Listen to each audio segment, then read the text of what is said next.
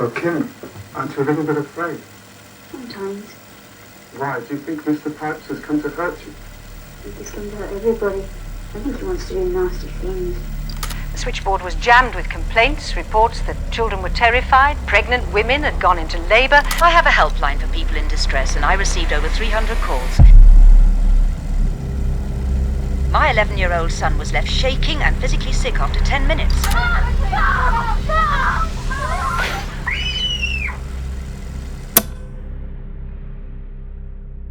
En 1992, la BBC va sortir une émission que beaucoup de personnes ont eu du mal à oublier. Les conséquences de sa diffusion ont été catastrophiques, entre choc, traumatisme clinique et même décès. Alors, de quoi on parle réellement? Est-ce que c'est d'une légende urbaine?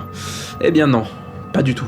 C'est de Ghostwatch, une émission d'investigation paranormale qui d'apparence avait l'air d'un simple programme, mais qui au fur et à mesure de son déroulé a tellement dérapé qu'elle est connue pour être le programme pour lequel la BBC est allée trop loin. Dans ce nouvel épisode, on va se pencher sur ce cas, sur ce qui découle de la légende urbaine, sur le contenant même de l'émission, mais aussi sur son contexte, qui va nous amener à ouvrir une parenthèse sur l'une des plus grosses tragédies retransmises en direct sur les chaînes de télévision britanniques. En bref, aujourd'hui, on se penche sur le gros cas qu'est Ghostwatch.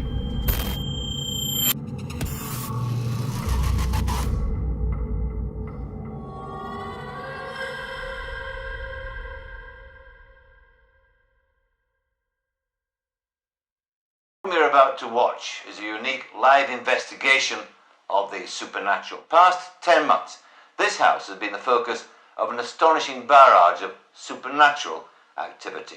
C'est ainsi que débute Ghostwatch, ce soir-là d'Halloween 92. Le but de l'émission est simple. Des équipes d'investigation de la BBC vont, en direct, se pencher sur un cas qui touche la famille de Pamela et de ses 2 enfants, en plein Fox Hill Drive, une petite ville anglaise. Leur maison serait sujet à de nombreux phénomènes paranormaux qui les poursuivent aujourd'hui depuis le début de leur aménagement. Des meubles qui tombent sans raison, des bruits sourds, des fracas même se font entendre, mais aussi, et là c'est autant improbable qu'étrange, ce qui semble être des miaulements se font entendre à l'intérieur même de la maison, alors que pourtant aucun chat, même aucun autre animal, ne s'y trouve. Et ces cas-là, même s'ils sont déjà notables, ne sont rien par rapport à ce que l'émission va diffuser, car l'émission même commence avec une vidéo capturée dans la maison quelques temps avant l'arrivée des équipes de Ghostwatch chez celle-ci.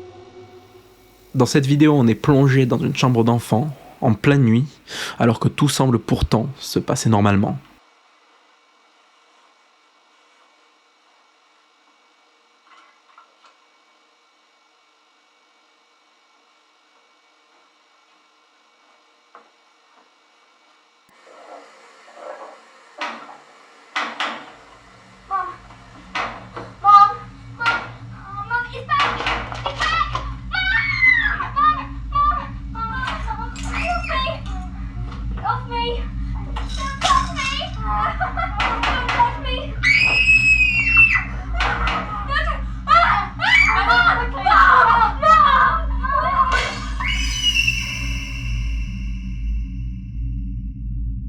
Cette scène est vraiment impressionnante. Selon ce qu'on nous dit dans l'émission, cet enregistrement est totalement véridique, sans trucage, et viennent des images qui ont pu être capturées durant une phase d'enquête qui a eu lieu pendant le processus de création de Ghostwatch, une enquête menée par le Dr Pascoe, experte en paranormal, qui co-anime l'émission avec le présentateur principal, Michael Parkinson. L'émission alterne donc entre plusieurs lieux. Nous avons les moments en plateau avec les 2 présentateurs, des moments qui vont servir d'analyse, mais qui vont aussi amener à des séquences où Michael Parkinson et le Dr Pascoe vont répondre à des appels de téléspectateurs en direct.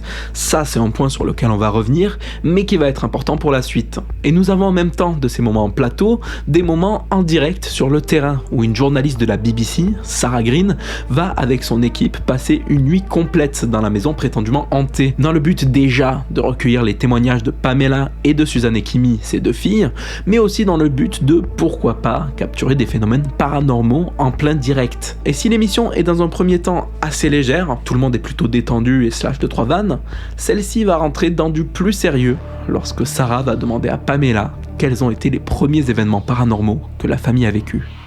It all began in here on December 28th, 1991. Who was the first person to experience something? Suzanne. We had a bit of an argument because Suzanne wanted to stay up and watch some film and I wouldn't let her. She went to bed about... I was in bed. Mum came in to tuck me in. Instead she just stood by the bed, looking at me. At least I thought it was her. And then she just turned and went. The thing is, I didn't tuck them in that night. I always do. But that night I fell asleep in front of the television.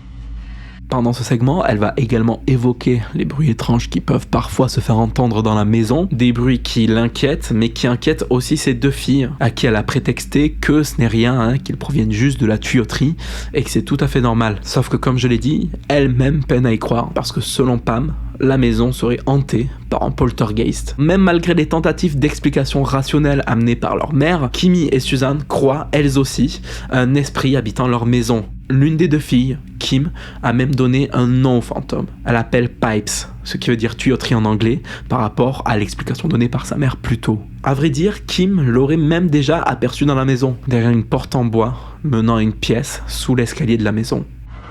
Kim, how do you know he lives down there? Because I saw him through the crack. He was there. He was staring at me. Cette porte, elle est barricadée depuis un moment parce que la salle qui se trouve derrière aurait été le lieu d'un événement traumatisant vécu par Pamela.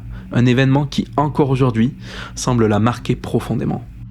My ex-husband, used to develop his own photos in a dark room under the stairs. Why have you boarded it up like this, though? One night, last January, I got it into my head to try and find one of my the solicitor's letters about my divorce.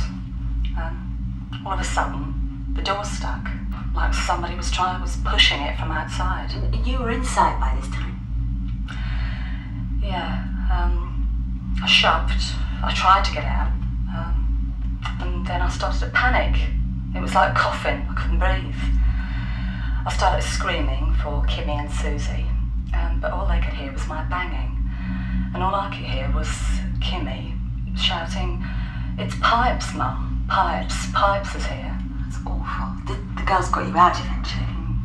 The thing is, when I was in there, I swear as God's my witness, I felt this man in there with me, and breathing right up against my face, like strong, like rotten cabbage. I nearly died, and when I got out, my head went, my knees. Pam, let's go sit down. Come on. Well, after the glory hole, I wrote to the council to try and get us moved. But they wouldn't take it seriously, like I was lying. Look at these, you've got a lot of coverage. Yeah. I believe in the devil, says Spook House Mother. Did you say that? No, it didn't. La famille est désormais connue localement, ayant la réputation d'être une famille de personnes totalement dérangées. Pourtant, celle-ci semblait vraiment traverser des expériences horribles de son côté, comme avec la petite Suzanne, qui s'est parfois réveillée avec des traces de griffures sur la figure, ou pire, qui a déjà eu un épisode soit de délire, soit tout simplement de possession. Le docteur Pascoe a fait passer à la petite Suzanne un entretien sous protocole Gansfeld, protocole visant à priver un sujet de tous ses sens.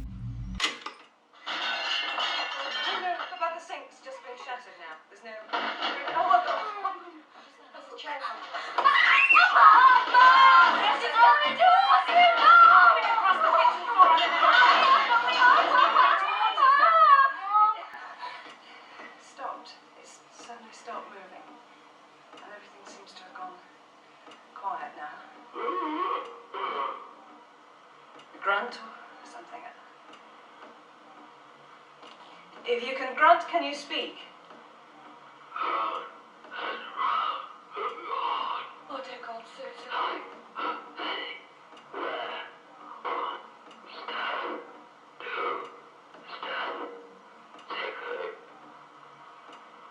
Who are you?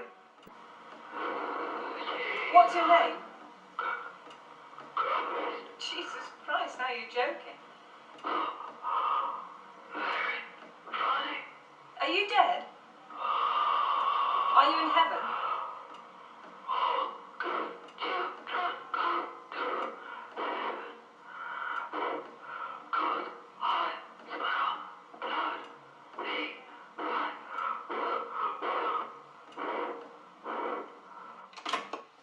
Ouais, bon, ok. Là, on va pas se mentir, ça fait un peu bizarre. À vrai dire, ça sonne presque faux. Donc, est-ce que l'enregistrement est tronqué? Est-ce que Suzanne est juste en plein délire à cause de la privation de ses sens et que donc, inconsciemment, elle se prête au jeu en s'auto-convainquant elle-même d'être possédée par un esprit? Ou alors, et personnellement, je suis pas forcément croyant de ça, mais elle est réellement possédée par une quelconque entité. Bon, bah écoutez, on va revenir à tout ça un peu plus tard, parce que l'émission continue avec Sarah qui va enfin commencer sa nuit d'observation au sein même de la maison. Et très vite, des événements étranges se mettent à avoir lieu. D'abord sur la moquette du salon, où inexplicablement un cercle humide commence à se former, alors que pourtant, dans la salle, il n'y a aucune fuite, aucun animal présent ayant pu se soulager. Non, il n'y a rien du tout. Ensuite, des bruits à l'intérieur des murs se mettent à résonner. Ça ressemble à ce qui pourrait être décrit comme le déplacement très rapide d'un animal resté coincé à l'intérieur de ses parois.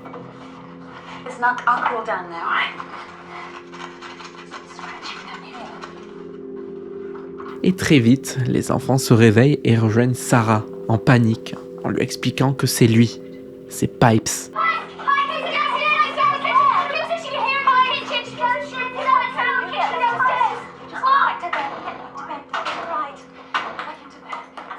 Et d'un coup,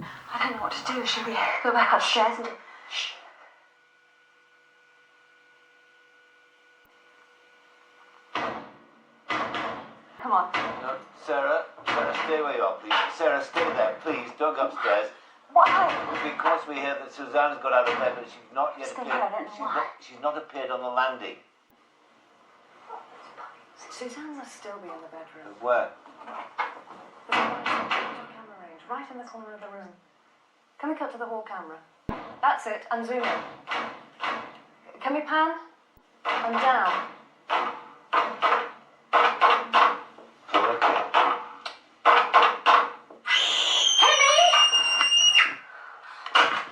Come on. Give me.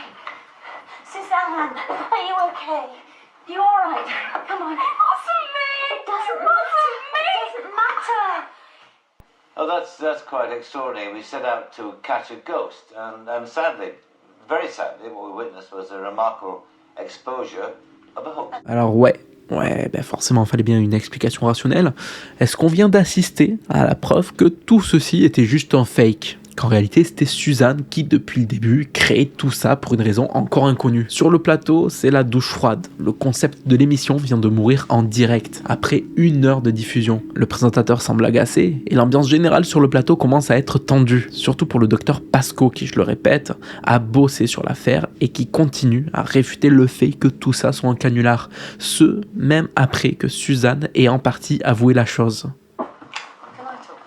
Well, I think I'd like to talk to her first of all, if you don't mind. It's my mom. Suzanne, I'd like to talk. What about the noises in the wall? I don't want to talk about it. What about the scratches on your face, Suzanne? Mom! All right, darling, Mum's here. Tell him you don't tell Mum, Susie. Dawn's steak. She doesn't know she doesn't know anything. Do you, love? We thought you'd leave us. You thought I'd leave you? Oh, we were noises to you. And you lied to make us stay? Only sometimes? It was what you wanted, wasn't it? We just gave you what you wanted. Stop it.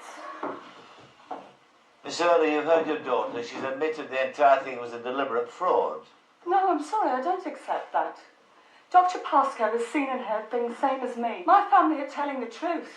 We're all telling the truth.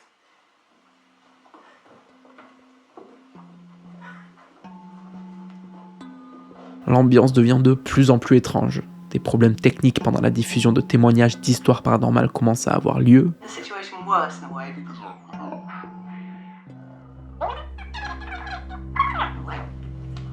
Can we just clear the set? Well, something's gone very wrong with that ghost story. Et souvenez-vous, tout à l'heure, j'ai parlé de séquences d'appels de téléspectateurs en direct. Ces séquences-là sont des moments où le numéro de standard de la BBC est affiché sur les téléviseurs et où les spectateurs peuvent témoigner en direct à Michael Parkinson et au Dr Pascoe leurs histoires paranormales. Et bien qu'au départ, certains appels sont plutôt amusants. Hello, Kevin. Hello? Yeah, hello. Do you have a story for us? I was just sitting here and stuff. You ain't gonna believe this, I'm telling you. Well, you try us, Gavin. Well, my mates were round to watch the videos, and we put on the programmes about 10 minutes ago. I had this sandwich, a cheese and pickle sandwich it was. Oh, yes. And, well, it frightened me to bugger eat it. I was minding my own business, and this dirty grey plate sitting on the arm of my chair just dived off. Au fur et à mesure que l'émission avance, des appels un peu plus étranges sont passés à propos d'événements qui surviennent en direct, alors que, du coup, les personnes qui appellent visionnent l'émission. We've got this big glass table. My husband just rested one finger on it and it exploded. Glass everywhere. His face and hands were cut. There's blood on the wallpaper. The ambulance has just gone. My children are frightened. Why are you doing this? Now, look, I'm sure your children are in shock. I also want to say I think it's high time probably that your kids are in bed. I mean, it is past the 9 o'clock watershed, isn't it? That's it. That's just it. They won't go to bed. I can't drive them away from the TV. I tell them to look what time it is, but the clock still shows 9:30. Excuse me, have all your clocks stopped? I don't know what's going on. They won't take their eyes off the set. There's blood.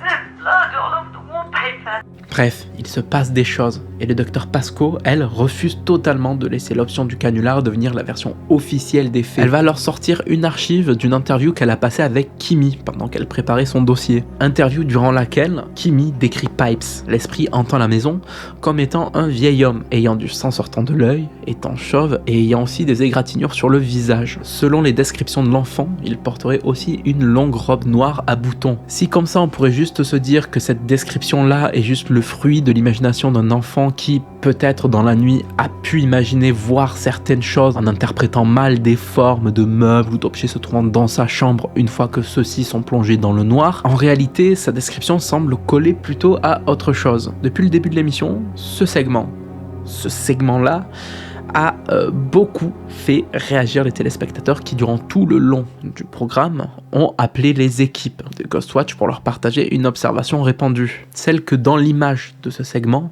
se trouverait une silhouette noire, grande, semblant chauve, qui se tient là, tout près des enfants. Le mystère, semblant un peu plus s'épaissir, va prendre une toute autre tournure lorsque plus tard dans l'émission, il va se passer ceci. What do you mean? What's wrong, Jimmy? Suzanne? Suzanne, are you okay? It's all right, love. Oh, don't get upset, love. Your mum's here. Oh, dear God. What do you want us to do? Sarah, What should we do? Sarah, you all right? Get away from... No, Mum, they have to stay. They have to see everything. Sarah, it's all right. Don't worry. It's some kind of allergenic, psychosomatic reaction. Could be self-mutilation. She could have done it with her own fingernails, you know. They're saying she used her own fingernails for this. Fingernails? What flaming fingernails? Pamela prend alors le réflexe de faire sortir les enfants de la maison. À l'intérieur, ils pourraient clairement être en danger. Kimi, elle, refuse. Elle se débat, elle veut pas sortir. Elle prétend qu'elle voit Pipes et qu'elle veut lui parler. La panique commence largement à se faire ressentir à l'intérieur de la maison, mais également sur le plateau. Les appels vont s'enchaîner dans une frénésie sans nom, des appels de téléspectateurs vivant lorsqu'ils visionnent l'émission. Comme je l'ai dit tout à l'heure, eux aussi des choses vraiment étranges. Leurs horloges s'arrêtent, les micros n'arrêtent pas de sonner, les radios de certains semblent rendre l'âme en direct, et au milieu de tout ça, un autre appel, lui, un peu plus inquiétant, va se faire entendre. Hello, who am I talking to? Oh, hello. My name's Mary Christopher, and I just wanted to phone and tell you about this. Well, about my mother, really. We were also born and bred, and us children, if we were naughty or couldn't get to sleep, our mum used to say, "Mother sentence will come to get you." It used to scare us, rigid. I don't know why she. Parents do some awful daft things, don't they, Mary? Yeah. Well, years later, I found out that she really did exist, and she was a baby farmer, like a childminder. She used to take kids in, but she used to kill them, and she'd drown them in the big coppers. And why I'm ringing is she used to live in one of the old terraces in Foxhill by the railway, as it was then, and it's now Foxhill Drive, and I'm just sure it's where those poor girls live now. Finalement, cette maison-là aurait un vécu beaucoup plus lourd que ce qu'on aurait pu croire. Et c'est quelque chose qui va se faire ressentir très très vite. Parce que finalement, la famille n'a pas réussi à s'évacuer. Suzanne est bloquée dans un coin de la maison, comme un état de choc. Et alors que Pamela tente de la raisonner...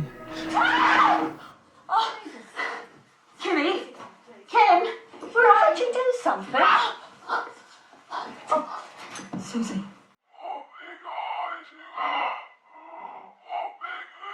Stop it!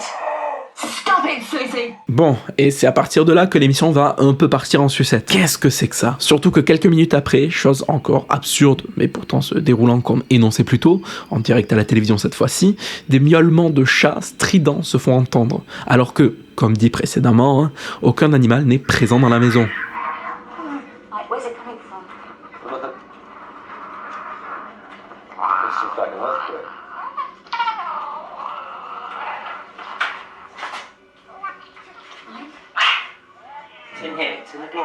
Ces miaulements, ils semblent provenir de derrière la porte, se trouvant sous l'escalier. L'équipe va alors défaire la porte pour en extraire les animaux potentiellement présents. Et là...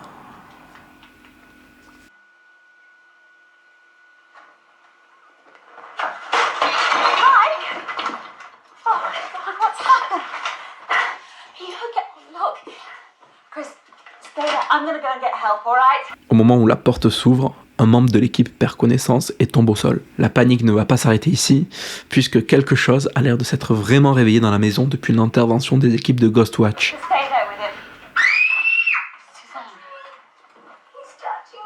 Suzanne! He's hurting me. He's hurting me. Get off me! Get away! Get off me! No! Go away! Mom, help me! Don't leave me, Mom! La transmission est coupée. À ce moment précis de l'émission, plus rien ne va. Le contrôle est totalement perdu par les équipes. Après plusieurs minutes sans aucune nouvelle, l'équipe réussit finalement à retrouver une transmission en direct de ce qu'il se passe dans la maison. Et bizarrement, tout semble être revenu à la normale. Ok, bon, là clairement c'est bizarre. C'était le chaos absolu il y a même pas une minute. Un des membres de l'équipe est carrément tombé inconscient et en fait là tout va bien. Bon, ok, ça n'a aucun sens ni pour nous spectateurs, ni pour le docteur Pasco qui semble elle aussi perturbée et va demander à ce qu'on voit le reste de la maison. L'équipe technique se met alors au travail pour essayer de reprendre contact avec les autres sources et soudain un appel. But I think I have some information for you about the history of the house. Do you know Mr. and Mrs. Severs? Yes, they're on our list of tenants. They lived there in the 60s, I think. Did you know they sublet a room? No, I didn't know that. Being illegal, it wouldn't be on the official records. The lodger was their nephew, Raymond Tunstall. How do you know him? Why are you calling, sir? I worked as a social worker when he came out of psychiatric hospital. He had several convictions for molestation, aggravated abuse, abduction of minors. He should never have been let anywhere near any community. He was a very disturbed man. From the time he moved to Foxhill Drive, he developed paranoid fantasies. He used to tell me there was a woman on the inside of his body, taking over his thoughts and actions, making him do things he didn't want to do. He started to wear dresses. The delusions got so bad, there was only one way to escape them. He took his own life. That's why I called. When I was sitting here watching the TV, and Tunstall hanged himself. He tied wire around his neck to a lathe and switched it on. Did it where he kept his tools, under the stairs. His aunt and uncle were on holiday. It was 12 days before anybody found him. They heard the cats screaming. He had about a dozen cats. The cats were locked in, of course. And of course, 12 days, they got hungry. They got to work on his face.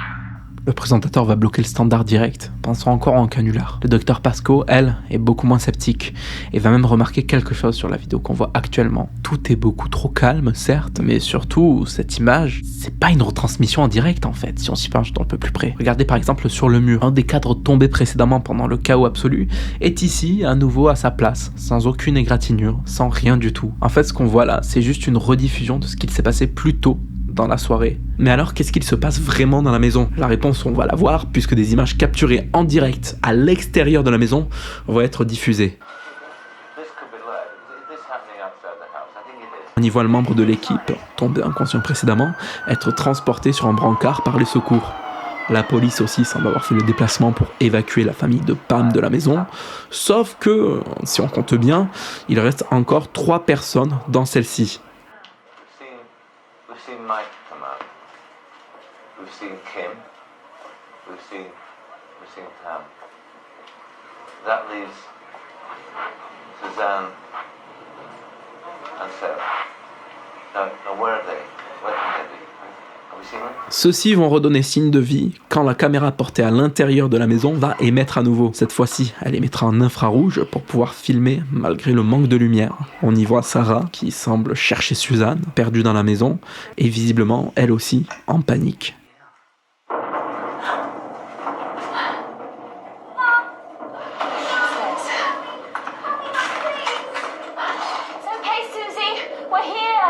Tout l'intérieur de la maison semble être attaqué par Pipes, une attaque qui va également se prolonger sur le plateau où, là aussi, des événements totalement improbables vont avoir lieu. Du vent va se faire entendre assez fort, des bugs plateau et caméra vont se produire, et là où n'importe quelle émission aurait déjà rendu l'antenne, Ghostwatch, elle, continue.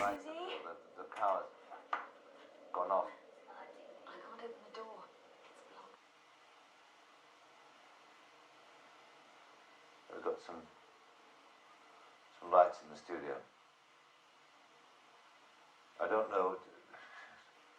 There's cameras, but I don't know which one's working. I mean, there are no cameramen. I mean, it's difficult to know, even if anybody's still with us. But if they are, this is the scene in this studio, this totally deserted studio. Autocue's working. Round and round the garden like a teddy bear.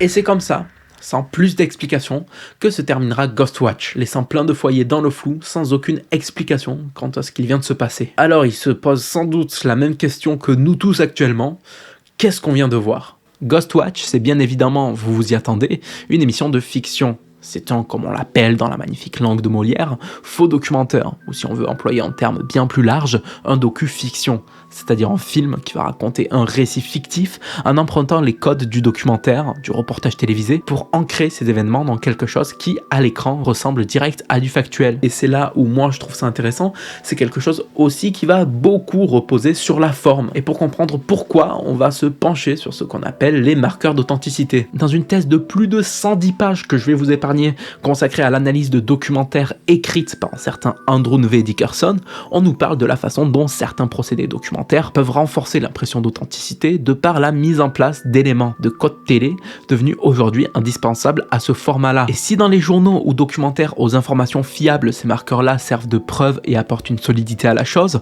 dans le cas du faux documentaire, ça sert un peu à biaiser la lecture du spectateur. C'est le cas avec Ghostwatch. On vient de placer dans une situation familière, c'est-à-dire qu'on a un plateau, des présentateurs connus, parce que oui, on va y revenir, mais eux, c'est des vrais présentateurs, pas des acteurs. On a aussi des duplex, des témoignages, des experts, des appels, tous ces codes audiovisuels que le public apprend à reconnaître très tôt, souvent même sans s'en rendre compte, et qu'il associe très vite, inconsciemment, à une promesse, celle qu'on est en train de lui montrer quelque chose de crédible, quelque chose qui est traité sérieusement, ou au moins quelque chose qui mérite d'être reçu comme une information, et pas seulement comme une mise en scène. Et voilà. Là, vous commencez un peu à comprendre ce qui a posé problème avec Ghostwatch. J'en ai parlé vite fait tout à l'heure, mais eux, ce sont pas des acteurs. Ce sont de vrais journalistes et de vrais présentateurs. Ce sont de vraies figures donc de la BBC, chaîne sur laquelle a été diffusé le show. Par exemple, lui, c'est Michael Parkinson. C'est avant tout un animateur sur BBC qui a présenté de nombreuses émissions comme son propre talk show, Parkinson, qui même s'il a déménagé sur d'autres chaînes et a pu connaître des pauses de plusieurs années au fur et à mesure de son existence, a quand même duré de 1971 jusqu'en 2007. De longues années où Michael s'est construit une solide image d'animateur de télévision. Pareil pour Sarah Green, la journaliste de terrain qui s'aventure dans la maison dans Ghostwatch. Dans l'esprit des téléspectateurs de l'époque, Sarah c'est surtout une personnalité télévisuelle bien installée, très reconnaissable, notamment à des émissions populaires de la BBC destinées aux jeunes comme Blue Peter ou encore Saturday Superstore. Mike Smith, lui aussi présent dans Ghostwatch, est également un visage connu du public britannique pour les mêmes raisons. Donc maintenant, prenez tout ce que je viens de dire et placez-le dans le contexte de l'époque. Plus de 30 ans en arrière, en 92, une époque sans téléphone, sans internet à portée de main, mais aussi une époque où c'est plus facile de se faire avoir par ce genre de faux documentaires, même si aujourd'hui, on est d'accord, pas mal de trucs ont beaucoup vieilli. Et bien avec tout ça cumulé, vous avez exactement la raison pour laquelle l'émission a choqué. Les téléspectateurs regardant Ghostwatch ce soir-là étaient persuadés de vivre en direct de leur téléviseur une attaque d'un poltergeist. Un poltergeist qu'on voit pendant l'émission devenir de plus en plus puissant, qui passe de frapper seulement une maison à pouvoir hanter tout ce qui a un rapport avec l'émission qu'il a déchaîné, comme le plateau de celle-ci, ou encore les foyers de téléspectateurs, comme le laissent penser les appels que reçoit Parkinson pendant tout le déroulé du show. Et voilà, la panique est lancée. De vrais téléspectateurs cèdent à l'idée d'être les prochains touchés par l'attaque du poltergeist, d'autres cèdent juste face à la violence surnaturelle à laquelle ils pensent assister, et les conséquences de cette panique vont pas tarder à tomber. Le numéro, diffusé tout le long de l'émission, est un vrai numéro. Il s'agit de celui du standard de la BBC. C'est un numéro que les spectateurs réguliers ont l'habitude de voir dans d'autres émissions. Tout à l'heure on parlait de marqueurs d'authenticité, je pense que ça peut s'inscrire dedans. Mais surtout, les téléspectateurs étant en train de psychoter ou étant simplement choqués, vont tenter d'appeler le numéro, mais vont juste tomber sur ça. C'est arrivé à beaucoup de monde, puisque le nombre de spectateurs apeurés, interrogatifs ou étant probablement convaincus que quelque chose de pas normal se passait chez eux suite au visionnage de l'émission, ont saturé les lignes. Et ce, même si les chiffres varient. La productrice de l'émission, elle, dit avoir recensé plus d'1 million d'appels. D'autres sources un peu plus sûres, elles parlent d'un chiffre beaucoup plus bas, mais s'élevant quand même à plus de 20 000. C'est quand même énorme. Et si à la base, ce numéro-là, qu'on l'appelait le soir de la diffusion de Ghostwatch, devait renvoyer vers un opérateur de la BBC prévenant que le show qu'il regarde est une fiction, la communication n'a pas pu réellement se faire parce que la ligne a sauté face au flux massif d'appels. Et du coup, ça a laissé des téléspectateurs dans le flou, dans la peur, dans des états d'hypervigilance. Une peur qui a été telle que des téléspectateurs ont été jusqu'à déposer des plaintes au Broadcaster Standard Commission, une commission de régulation télévisuelle britannique, car selon eux, la BBC, en diffusant Ghostwatch, aurait tenté de faire planer un sentiment de menace au sein des foyers avec son programme, en le construisant de façon à faire croire à une vraie situation de danger et donc en dupant de façon totalement délibérée le spectateur. Si on en croit ces plaintes-là, alors la BBC aurait voulu traumatiser le pays et ce, de façon totalement voulue. Évidemment, comme ça fait rire parce qu'aujourd'hui, ce genre de cas serait improbable, genre ça n'arriverait jamais. C'est impensable de se dire qu'aujourd'hui, on pourrait être dupé par un faux programme. Sauf que,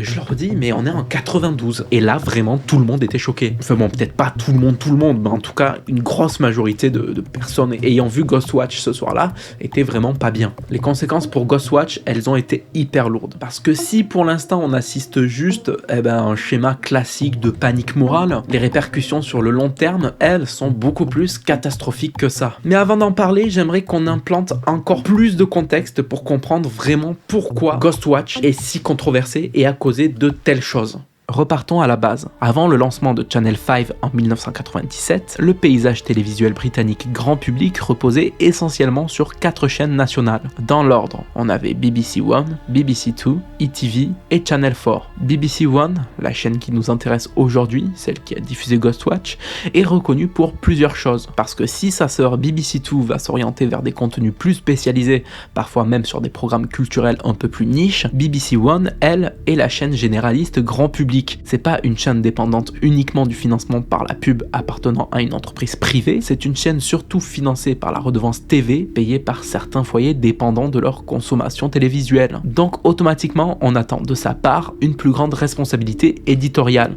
C'est-à-dire que même s'il y a une exigence vis-à-vis de tous les diffuseurs, hein, on est d'accord, BBC One, elle, parce qu'elle est une institution du service public et est perçue comme un repère national, se doit d'être extrêmement fiable pour respecter ce fort cadre de confiance qu'elle représente. Un fort cadre de confiance qui malheureusement ne s'est pas seulement brisé avec Ghostwatch, car quand on pense à Ghostwatch et à la panique qu'elle a causée, on pense à une diffusion de la chaîne précédente, qui, si certes elle a moins choqué sur la durée que Ghostwatch, est-elle de bien plus mauvais goût et aurait dû prévenir la BBC que c'était pas une bonne idée de faire ce genre de choses. Retournons en 1987. Le soir d'Halloween, sur BBC One est diffusé un show spécial de magie présenté par Paul Daniels, un magicien britannique très populaire dans le pays, aux émissions qui font toujours de fortes audiences. Ce soir-là, l'émission spéciale Halloween, diffusée en direct, n'échappe pas à la règle. Elle aussi, elle est suivie par beaucoup de téléspectateurs, et celle-ci, mis à part son cadre spécial Halloween, semble se dérouler normalement. Paul fait plusieurs tours dans différents contextes, il y reçoit même des invités, et voilà, tout va bien. Les tours ont tous un rapport avec Halloween, forcément, mais ça reste globalement une ambiance bon enfant. Quand tout à coup, vient le dernier tour. Paul arrive dans une nouvelle salle et nous décrit un peu ce dernier tour. Celui-ci se veut plus extrême que les précédents. Harry Houdini would have loved this. This is an Iron Maiden. Now this is very dangerous. Une vierge de fer, c'est cette sorte de sarcophage où dans ses recoins ainsi que sur sa porte se trouvent de longues lames métalliques. Il s'agit d'un instrument de torture que certains datent du Moyen-Âge qui consiste à faire entrer une victime dans la cabine pour pouvoir planter ses lames à travers tout son corps. Donc, vous en doutez, le tour de Paul Daniels consiste donc à réussir à s'échapper de cette vierge de fer une fois celle-ci refermée sur lui-même. Et si sur les autres tours de l'émission, Paul a toujours eu l'air sûr de lui, pour celui-ci, il va quand même s'adresser spécialement à ses téléspectateurs, demandant aux personnes les plus anxieuses et aux personnes fragiles, comme par exemple les femmes enceintes, de changer de chaîne, martelant fermement qu'il ne s'agit absolument pas d'une blague, que l'appareil est authentique et qu'à tout moment, le tour peut très mal tourner. If anyone at home is of a nervous disposition, I have to warn you, this can go wrong. That is not a joke. Switch off if you are of a nervous disposition, pregnant, that kind of thing. Après une explication assez précise sur comment fonctionne la machine et en montrant bien sa dangerosité, Paul se place en son intérieur. Il s'attache à des chaînes et fait encore un gros disclaimer. I have to repeat, this is a live show. And because of that, there is one thing that I must insist on. We have people here from all walks of life. If anything at all goes wrong, don't move from your seats unless ordered to do so. I have to make this announcement. The BBC staff here are all on standby. They have been trained. They know what to do should it go wrong. And there's no blame attached to any of them. Now, what I've got to try to do is escape from this before the weight drops and the time starts from the door closing. Would you close that now? Don't move forward, anyone.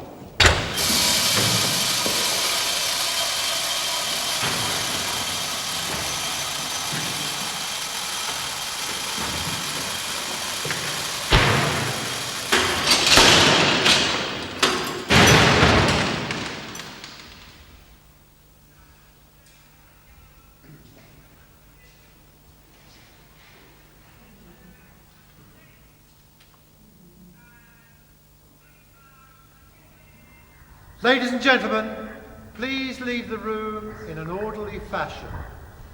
La porte ne se réouvrira jamais. Et Paul Daniels ne s'en est pas échappé. Une ambiance plus que lourde règne sur tout le plateau. Les gens autour semblent confus et le générique est vite lancé. Les spectateurs viennent d'assister à la mort en direct d'une des figures de magie britannique les plus célèbres de la télévision. Sauf qu'en fait non, Paul Daniels va très bien et en fait c'était juste un canular d'Halloween. Voilà. C'était marrant, non? Évidemment, ça a été extrêmement mal reçu. Plus d'1 millier d'appels quasi simultanés seront enregistrés au standard de la chaîne. Des personnes qui sont choquées, mais surtout très inquiètes. Le magicien se remontrera quelques minutes plus tard dans la soirée pour garantir le fait qu'en fait, tout allait bien et que c'était juste une farce. Mais sauf que c'était de très mauvais goût. vraiment, parce que la chaîne sait très bien ce qui s'est déjà passé à la télévision britannique 4 ans avant ça, en 1984.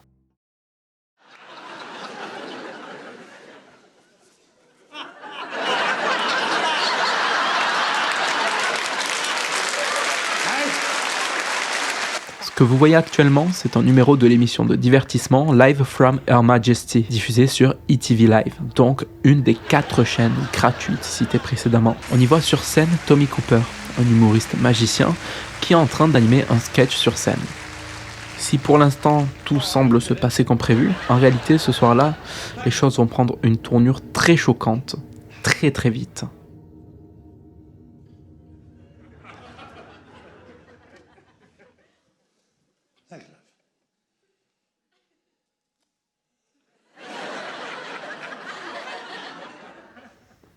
C'est à ce moment précis que je vais mettre pause et arrêter de diffuser les images de l'émission, car tout ce que vous venez de voir, c'est les derniers instants de Cooper en vie. Quelques secondes plus tard, en direct d'un public présent dans la salle, mais également de 12 millions de téléspectateurs derrière leurs écrans, Tommy va s'écrouler lentement sur le sol. Il vient d'être victime d'une attaque cardiaque fatale. La scène est longue de 50 secondes. C'est extrêmement long. 50 secondes où on voit Tommy s'écrouler au sol, sous les applaudissements et les rires du public, pensant simplement qu'il s'agit de quelque chose de prévu initialement dans le sketch. Les rires et les applaudissements sont de plus en plus forts et le logo de l'émission va apparaître sur le corps de Tommy. Et là, la pub se lance.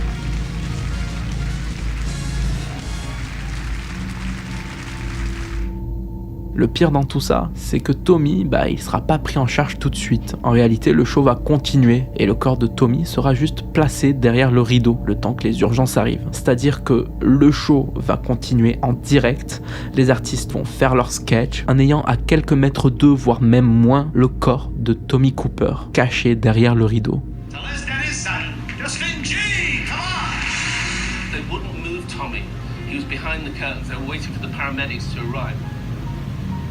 So we were standing there, kind of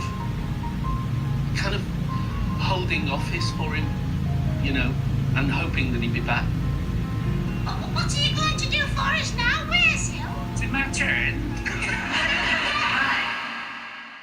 Donc oui, avec ce background-là, et la crédulité aussi de l'époque, on comprend pourquoi essayer d'effrayer en diffusant de fausses tragédies est une mauvaise idée. Et on comprend aussi pourquoi ça fonctionne, car ce genre de choses est déjà arrivé. Et si pour Ghostwatch, on est encore sur notre registre, on est quand même en droit de se poser la question, est-ce que faire croire délibérément à un spectateur qui l'assiste en direct de son téléviseur à une tragédie est quelque chose de moralement acceptable avec le passif qu'a la télévision britannique ? Et si la BBC aurait dû tirer des leçons de la panique et du choc, certes temporaire, mais qu'elle a quand même déclenché avec Paul Daniels, elle aurait dû ne pas aussi minimiser ce qu'elle allait déclencher avec Ghostwatch. Car si jusqu'ici, on a parlé seulement d'indignation, de choc et de plainte, les conséquences au plus long terme de l'émission, elles, n'allaient pas tarder à arriver. Quelques jours après sa diffusion, le scandale Ghostwatch enfle dans les médias. Hello and welcome to Bite Back, the program in which you, the viewer, take the program makers to task. And there are hundreds of you who want to do exactly that, following Halloween night, when the BBC pretended to investigate the supernatural in Ghostwatch. The switchboard was jammed with complaints, reports that children were terrified, pregnant women had gone into labour, and intelligent people felt duped. You betrayed the trust that the audience has within the BBC. You toyed with the emotions of the audience because the audience weren't actually sure, or I wasn't, actually sure if it was fact or fiction. I didn't know it was a drama. I've got 3 children, 14, 12 and 10, and my youngest child, who was 10, rushed out of the room, vomited in the hall, was absolutely ashen-faced, wouldn't even talk about the thing for 2 or 3 hours. It was at 1 o'clock in the morning. Hello and good evening. And not since Paul Daniels looked as if he'd breathed his last in a seal vault, apparently crushed to death 6 Halloweens ago, terribly sad, has there been such a fuss. Ghostwatch. My 11-year-old son was left shaking and physically sick after 10 minutes. Prior warning should have been given, so we had some idea of what was to come. The BBC should be locked up for such a prank. I have a helpline for people in distress, and I received over 300 calls. Ghostwatch est très mal passé. Les producteurs viennent sur les plateaux, parlant aux médias pour se défendre, mais le mal était déjà fait. Et les premiers cas de personnes beaucoup plus touchées, elles, vont aussi faire surface quelques temps après. Ghostwatch a littéralement traumatisé plusieurs personnes ayant assisté à son visionnage le soir même. Stress intense, symptômes dépressifs et déclenchement de crises de panique ont été observés chez des patients reçus par des docteurs. Des enfants, eux, auraient carrément été diagnostiqués à la suite du visionnage de Ghostwatch d'un syndrome de stress post-traumatique. Le jour d'Halloween, 31 octobre 1992, une émission intitulée Ghostwatch a été diffusée à la télévision. 4 mois plus tard, 2 garçons de 10 ans ont été orientés séparément par leur médecin généraliste vers le service de psychiatrie infantile de notre hôpital. Un syndrome de stress post-traumatique leur ont été diagnostiqués. Ils ont été effrayés par Ghostwatch et avaient refusé de regarder la fin. L'un d'eux a ensuite exprimé sa peur des fantômes, des sorcières, du noir, parlant constamment de ces choses-là en cherchant à être rassuré. Il souffrait de crises de panique, refusait de monter seul à l'étage et dormait avec la lumière allumée dans sa chambre. Il faisait des cauchemars et avait pendant la journée des flashbacks. Pour essayer de chasser ses pensées de fantômes, il se cognait la tête. Il était de plus en plus collant et était réticent à aller à l'école ou même juste à laisser sa mère sortir sans lui. Son développement précoce avait été normal, même s'il était décrit comme un enfant sensible et anxieux. Les symptômes étaient troubles du sommeil avec difficulté à s'endormir, réveil nocturne, cauchemars, peur du noir, peur de dormir seul, difficulté de concentration, troubles de la mémoire, pensées et images intrusives persistantes liées à l'événement traumatique, augmentation du niveau d'anxiété, crise de panique, anxiété de séparation et comportements collants, et enfin, humeur dépressive. Tout ça sont de vrais rapports médicaux. Tout ce qu'il y a de plus sérieux, délivré en 1994 dans le British Medical Journal par les docteurs Simmons et Silvera. Et si on observe ici le cas de 2 enfants dont les parents les ont amenés consulter, on peut facilement se dire qu'il y aurait pu y avoir d'autres cas d'enfants dont les parents n'auraient pas pris suffisamment la peur de ceux-ci au sérieux au point de les amener consulter. On parle de quelque chose de très grave, et de très grands mots sont posés dessus, ce qui amplifie encore plus le regard qu'on peut porter à Ghostwatch, mais avant d'approfondir l'aspect traumatique, j'aimerais parler du cas qui amène Ghostwatch dans une dimension encore plus grave, mais surtout une dimension plus tragique. Parlons du cas de Martin Denham. Le 31 octobre 1992, à Bestwood Park, donc plus précisément à Nottingham, un jeune homme du nom de Martin Denham est devant son poste de télévision. Ce garçon est décrit comme étant assez discret, très timide et anxieux. Il souffre de troubles psychologiques et comme le rapportent ses parents, il présente des difficultés intellectuelles et cognitives assez importantes. Martin a toujours été plus ou moins passionné par les histoires de fantômes. Il croyait en l'existence des esprits et, d'après sa famille, ce soir-là devant Ghostwatch, il ne décrochait plus du tout de l'écran. Il était comme happé par l'émission. Son beau-père dira même qu'il paraissait presque hypnotisé par ce qu'il regardait. D'ailleurs, son beau-père lui demandait régulièrement pendant le visionnage de l'émission s'il allait bien, tant Martin semblait à la fois fasciné mais aussi perturbé par Ghostwatch. Dans la tête de Martin, ce soir-là, il se passait quelque chose de réel. Le poltergeist se déchaînant dans les foyers à cause de l'émission était réel, au moins le temps d'un instant. L'émission se termine et Martin sera troublé. Il commencera à présenter une anxiété assez accrue le soir même après l'émission, où il refusera d'éteindre la lumière de sa chambre. Il semblera extrêmement effrayé par le bruit de la tuyauterie de la maison, lui rappelant le poltergeist de l'émission Pipes, qui lui aussi faisait des bruits qui vont ressembler à ceux d'une tuyauterie. C'était d'autant plus troublant pour ses proches car d'habitude Martin il n'avait pas du tout ce comportement. Sauf que là il était craintif, il se sentait en insécurité assez profonde même chez lui. Il pensait qu'il y avait des fantômes dans sa maison, toujours selon son entourage, et quelques jours passent. 5 plus précisément. Durant ces 5 jours, on n'a pas réellement de documentation pouvant nous affirmer réellement ce qu'il s'est passé. Mais ce qu'on sait, c'est qu'il n'allait apparemment pas très bien. Et le 5 novembre 1992, sa famille découvrira avec effroi son corps pendu à un arbre près de son domicile.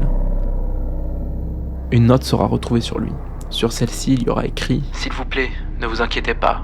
Si les fantômes existent, alors je serai un fantôme. Et je serai toujours présent avec vous en tant que fantôme. » C'est absolument tragique. Et la nature de la polémique entourant Ghostwatch, qui jusqu'ici ne relevait que du scandale télévisuel, change brutalement de direction. La mère de Martin accuse publiquement la BBC et dit que ce drame est de la faute de la chaîne. Son beau-père, lui, déclare qu'il tient la BBC entièrement responsable, voulant porter l'affaire jusqu'à la justice, mais disant qu'il ne le fera pas car il manque tout simplement de moyens pour entamer les procédures. La presse relaie immédiatement cette accusation. Ghostwatch fait désormais partie des programmes qui ont une mort sur la conscience. Un programme qui est et sera pour toujours relié à un drame réel agrandissant de façon énorme tout l'aspect traumatique et quasiment horrifique qui tournait déjà autour de celle-ci. À partir de là, l'image de Ghostwatch est teintée pour toujours. Elle est jugée comme toxique, que ce soit pour les spectateurs ou la BBC, et même si le décès de Martin n'est pas ce qui a créé cet aspect toxique, c'est quand même cet événement-là qui va venir sceller quelque chose. Car son décès a fixé à tout jamais l'idée que l'émission avait franchi une ligne qu'aucune autre n'avait jamais franchie auparavant. Martin a perdu la vie à 18 ans. Peut-être était-il dépassé par tous les événements, peut-être avait-il un mal-être jamais exprimé, n'ayant aucun rapport avec tout ça, ou peut-être voulait-il trouver une réponse à la question de l'existence des fantômes, ce qu'on pourrait croire notamment à cause de la note laissée. En tout cas, quoi qu'il arrive, c'est déchirant. C'est un véritable choc, c'est une tragédie, notamment pour la famille qui déclarera « Martin était heureux, il n'avait jamais eu de problème. Il avait trouvé une petite amie, un travail, il avait tout pour vivre. Et même s'il apprenait lentement, il s'en sortait toujours très bien. Il avait tout pour lui. Et puis d'un coup, tout a changé. » Si finalement le drame, juridiquement parlant, ne sera pas considéré comme étant relié à Ghostwatch, la BBC se fera quand même taper sur les doigts pour tout ce qu'elle a causé. Elle sera condamnée verbalement par les instances de diffusion britanniques suite aux plaintes, disant que la chaîne avait le devoir de faire plus que simplement laisser entendre la tromperie qu'elle pratiquait sur le public, installant, selon ces instances toujours, une tentative délibérée de cultiver un climat de menace. BBC s'est donc excusé publiquement et Ghostwatch sera à ce moment-là écarté de l'antenne, un peu comme si Nomerta tournait autour de ce programme. Depuis plus de 30 ans, ce film n'a jamais été rediffusé ni sur BBC, ni sur aucune autre chaîne britannique. Tout ce qu'on sait, c'est qu'en 2002, 10 ans après sa diffusion, Ghostwatch sortira en vidéo et DVD. Et d'ailleurs, avant ça, c'était tout simplement impossible de retrouver intégralement l'émission, ce qui a dû encore plus entretenir le mythe d'émissions un peu maudites entre 1992 et 2002. Mais maintenant, j'ai une question. Comment est-ce que tout ça a pu se produire? C'était quoi les intentions derrière Ghostwatch? Rembobinons un peu. Lui, c'est Stephen Volk. Et bien avant de créer ce qui est considéré comme la terrible émission qui a trompé et traumatisé tout un pays, il avait une idée. Créer une série télé basée sur un journaliste d'investigation qui va enquêter sur une maison hantée. La série devait se clôturer sur un épisode où l'investigation allait passer en direct dans une émission diffusée à la télé et ça allait bien évidemment mal tourner. À ce moment-là, rien encore d'infos documentaires. C'était juste une idée de série avec une mise en scène classique de série et c'est tout. Jusqu'au jour où une productrice de la BBC va plutôt lui proposer de transformer sa série en téléfilm.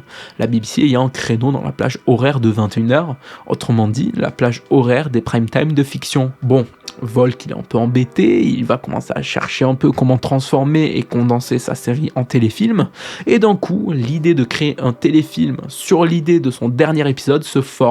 Son film va donc tourner autour d'une investigation paranormale télévisée qui part en vrille, mais traitée d'une façon encore jamais vue auparavant, puisqu'il va se dire « Tiens, est-ce que ça serait pas intéressant de voir l'émission telle qu'elle aurait été si on avait été dans la diégétique du film ?» Et donc, de par ce postulat, faire une fausse émission en direct qui, en réalité, est une fiction. Il y a un feu vert qui est donné et le film se bricole de façon à créer une expérience télévisuelle inédite, en mêlant film d'horreur, mais aussi faux documentaire. Et c'est là où les idées qui ont mené à Ghostwatch sont nées. Donc finalement, en fait, Ghostwatch n'est pas de si mauvais goût et n'a pas pour but de duper tout un pays ou de le traumatiser. C'est juste une expérimentation télévisuelle qui n'a pas été prise comme telle. Alors oui, sur certains aspects, surtout avec le contexte cité précédemment, ça peut être maladroit et du coup ça a pu ramener à Paul Daniels, sauf que la différence ici, c'est que Ghostwatch a toujours été annoncé comme une émission de fiction même avant sa diffusion. Dans les programmes TV de l'époque, on disait qu'il s'agissait d'une fiction, il y avait eu beaucoup de promos pour le film avant même sa diffusion, comme dans le Radio Times par exemple. Et au début du film, il y a carrément un panneau avec le logo de Screen One, le format fiction de la BBC dont fait partie Ghostwatch, un format diffusé sur la plage horaire réservée en général à la fiction sur la chaîne, horaire où a été diffusé Ghostwatch. Tout ça, c'est des éléments qui auraient dû faire comprendre que Ghostwatch, c'est rien de plus qu'un film d'horreur se voulant être une expérience télévisuelle, immergeant totalement le spectateur dans l'histoire en l'incluant dans un contexte réel, franchissant le 4e mur, en rendant le spectateur plus acteur du programme, en l'incluant directement dans sa diégèse. Et mine de rien, c'est efficace. Ça l'a même peut-être trop été, parce que pour moi, en vrai, la seule erreur de Ghostwatch, c'est celle d'avoir été un peu trop en avance sur son temps, d'avoir un peu trop bousculé un public télévisuel qui, de par le contexte dont l'horreur était vue à l'époque, n'a pas bien vécu la chose. Parce que oui, on a parlé du contexte de la télévision britannique face aux canulars de mauvais goût, mais maintenant qu'on sait que Ghostwatch n'est qu'un téléfilm d'horreur, il faut qu'on parle d'un autre truc important, le contexte de l'époque par rapport à l'horreur. L'horreur, à ce moment-là, se fait plutôt rare à la télévision britannique. Alors évidemment, on n'est pas dans un désert total, il y avait des téléfilms de temps en temps, des trucs qui pouvaient se rapprocher de l'horreur, mais c'était pas non plus ultra présent, pas au point où ça devient un rendez-vous évident. Et pour un foyer qui ne sort pas forcément au cinéma, qui ne va pas en vidéoclub, qui n'achète pas des VHS pour se faire des soirées films d'horreur, forcément tout ça, ça peut être déroutant. Et encore, en fait, l'horreur, de façon générale, même sans tout ça, a toujours plus ou moins eu une réputation assez mauvaise. Il y a encore un peu moins de 20 ans avant Ghostwatch, dans les salles de cinéma, était par exemple sorti L'Exorciste, un film qui a choqué au point de déclencher un scandale énorme aux réactions disproportionnées, alors que pourtant c'était un simple film qui, aujourd'hui d'ailleurs, est considéré comme un classique du genre, mais qui était en salle et qu'on pouvait pas confondre avec des événements réels en fait. Mine de rien, même si avec les années ça s'est calmé et qu'aujourd'hui c'est quasiment plus le cas, les années 70, 80, 90 étaient des années où, pour un public très américain ou britannique aux valeurs familiales, l'horreur était un genre qui faisait peur moins pour son contenu que pour ce qu'il représente. Parce que ça respecte pas un courant de pensée conservateur, puritain, parce que c'est vu comme quelque chose de malsain, de dangereux, de moralement inquiétant. Donc ouais, en additionnant tout ce qu'on a vu durant tout le long de cette vidéo, alors on peut comprendre toutes les réactions qui ont eu lieu autour de Ghostwatch, on peut comprendre pourquoi ça a tant fait scandale, et ce, alors que pourtant, un canular étant de bien plus mauvais goût, avait été diffusé sur la même chaîne, et ce, sans avoir le scandale de l'ampleur de Ghostwatch. Maintenant, j'aimerais qu'on s'intéresse à plusieurs choses qui ont créé un peu ce mythe de tout un pays traumatisé par ce film. Plutôt, souvenez-vous, je vous ai parlé de syndrome de stress post-traumatique qui ont été diagnostiqués à plusieurs patients après la diffusion de Ghostwatch. Si ces diagnostics sont de vrais diagnostics établis par de vrais docteurs et publiés dans un des magazines médicaux parmi les plus lus au monde, ce que j'ai pas dit, en revanche, c'est à quel point ces diagnostics-là ont été source de débat. Parce qu'un mois plus tard, le même journal publie des lettres de médecins répondant à l'article en question. Et ces lettres disent que, en gros, oui, plusieurs autres enfants ont été pris en charge pour à peu près les mêmes symptômes anxieux présentés dans l'article initial. Oui, ces symptômes-là sont arrivés peu de temps après avoir vu Ghostwatch. Oui, ces enfants ont eu des symptômes qui ont parfois duré. Et oui, chacun de ces cas mérite qu'on se penche dessus et qu'on les prenne en charge de façon sérieuse. Mais en même temps, parler de ces symptômes anxieux-là comme étant les symptômes d'un syndrome de stress post-traumatique, c'est clairement aller trop loin. Un des médecins va d'ailleurs clairement dire dans sa lettre qu'on peut pas qualifier ça de PTSD, car les symptômes ne rentreraient tout simplement pas dans les points qui permettent un tel diagnostic selon les critères du manuel diagnostique et statistique des troubles mentaux de l'époque. Avant d'ajouter que la résolution des symptômes chez les enfants ayant eu ces épisodes-là suggère plutôt une réaction anxieuse brève plutôt qu'un véritable traumatisme. Alors oui, évidemment, il y a eu un choc, mais en même temps, pourquoi laisser ces enfants devant un film d'horreur ? Un enfant ne regarde pas l'horreur avec le même filtre qu'un adulte. Il a moins de distance, moins de contrôle émotionnel et une imagination qui prolonge le danger une fois l'écran éteint. Donc évidemment que quand tu fais voir une œuvre comme Ghostwatch à un enfant, une œuvre avec des codes réalistes, la peur a plus de chances de s'accrocher au quotidien. Surtout pour des enfants décrits comme étant anxieux avant même la diffusion de Ghostwatch. Tout est plus ou moins logique et les parents en sont complètement responsables parce qu'on laisse pas un enfant devant un programme d'horreur ou qui nous effraie même nous en tant qu'adultes. Parce que oui, des adultes aussi s'en sont plaints en disant qu'ils ont été terrifiés, mais ont à aucun moment pensé que si eux le sont, alors leurs enfants peuvent l'être encore plus. Bref, c'est assez compliqué, il y a beaucoup de choses à prendre en compte, mais je trouve que rejeter toute la faute sur un film, c'est quand même quelque chose de très facile. Surtout quand on sait à quel point en vrai les sujets sont compliqués et à quel point il y a plein d'autres choses à prendre en compte en fait.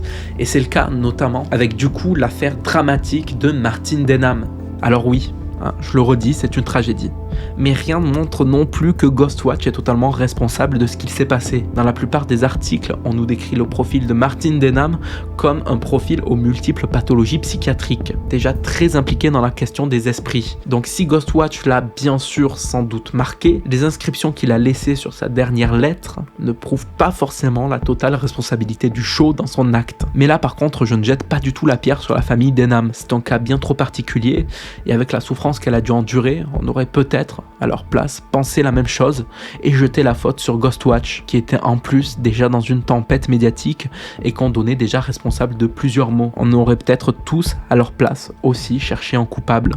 Surtout qu'on va pas se mentir, ce qui rend aussi cette histoire aussi dérangeante, c'est que dans les faits, oui, on n'a jamais pu établir clairement que Ghostwatch était responsable, mais il y a quand même pas mal d'éléments assez troublants pour qu'aujourd'hui encore le doute subsiste. Et finalement, cette phrase elle résume assez bien toute l'histoire du cas Ghostwatch, car même en démystifiant la chose, en regardant Ghostwatch avec notre œil moderne, en essayant de rester rationnel quant au choc qu'a pu ressentir le public, même en faisant toutes ces choses, on n'a pas été dans la tête des personnes qui disent avoir profondément été marquées par l'émission. Et celles-ci sont tellement nombreuses qu'on peut pas non plus faire comme si le programme n'avait eu absolument aucun impact. Ghostwatch a choqué et a laissé des traces si dérangeantes qu'aujourd'hui encore, plus de 30 ans après, on est encore là à essayer de comprendre ce qu'il s'est réellement passé ce soir-là du 31 octobre 1992. C'était un gros dossier, merci à vous d'avoir suivi cette vidéo, j'espère qu'elle vous aura plu. Si c'est le cas, voilà, n'hésitez surtout pas, comme d'habitude, à mettre un like ou à commenter, ça aide beaucoup, que ce soit au niveau soutien moral, j'ai envie de dire, ou même pour le référencement des vidéos. Vous pouvez même la partager si ça vous dit, et venir me suivre aussi sur Instagram. Les prochaines vidéos arrivent, là il y a une grosse pause parce que je suis à la fois sur une très grosse vidéo qui sûrement va durer plus de 2 heures encore, mais également sur un autre gros projet que vous allez voir popper assez vite sur internet. Je vous dis encore merci et à bientôt sur Chromique pour de nouvelles chroniques. Ciao ciao.